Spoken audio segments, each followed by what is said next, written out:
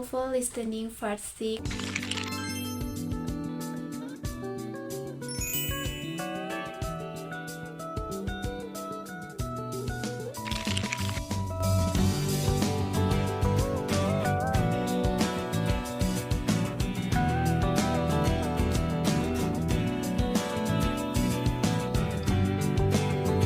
Hello everyone, my name is Yupita Dewi and this is my video presentation analyzing a TOEFL listening part C conversation. My task was to focus on academic or conversational segment from the assigned video and break down its structure, main points, and how the content relates directly to potential questions.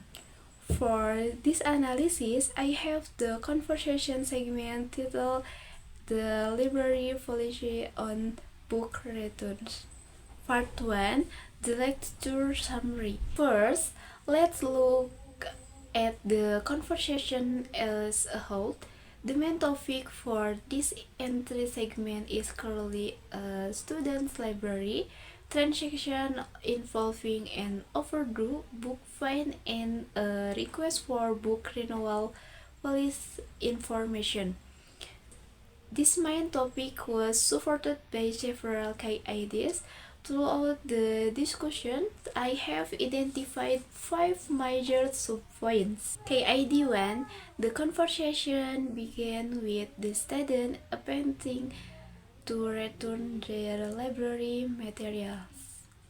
The student initiated the interaction by returning 2 out of 3 books, acknowledging that the third book was left at home. KID 2, midway through the conversation, the clerk enforced the library policy regarding unreturned items. The clerk informed the student that a charge would be placed on their account because they did not return all of the books. The clerk said they could not dismiss the fine despite the oversight due to freedom to mind guidelines. KID 3, the also dedicated time to explaining the penalty and the correction produced. The clerk explaining that the violation must be corrected but offered a compromise. If the student returns the book within a reasonable amount of time, the fee will be lowered to an acceptable level. KID 4, the also dedicated time to discussing the policy for renewing books. The student returned to the desk to ask a second question about whether the library allows renewals on the books they lend out. KID 5, finally the conversation concluded with the clerk detailing the conditions and process for renewal. The clerk explained that renewals are possible for the same loan duration for a maximum 2 times, but they are contingent on availability. No one else has put a hold on them and can be done either online or in person at the library. Part 2, question breakdown. The first question 1, was what is the conversation mainly about? E. The librarian's policies on overdue books. B. The student's request for new books. C. The students returning 2 out of 3 books. And D. The librarian's suggestion to reduce the fine. The correct answer is E. the librarian's policies on overdue books? The key evidence for this answer came from the librarian when they specifically said, "Since you did not return all of the books, there will be a charge placed on your account." That is how our policy works.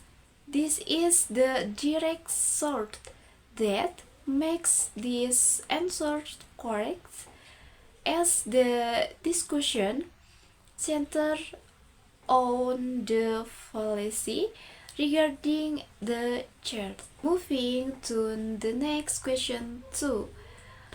Why does the student have to pay a fine? E. The students lost one of the books. B. The librarian wants to make money. C. The librarian is unwilling to help. And D. The student returned the books late. The correct choice is D. The student returned the books late. The librarians provide the source for this answer by stating, "Since you did not return all of the books, there will be a charge placed on your account. The failure to return the books by due date result in it being treated as late overdue." Question 3. Is it possible to waive off the fine? E. Yes, if the student apologizes. B. No, it is against the library policy. C. Yes, if the students return the missing book soon. And D.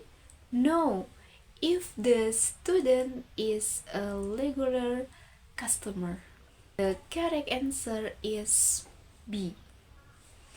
No, it is against the library policy.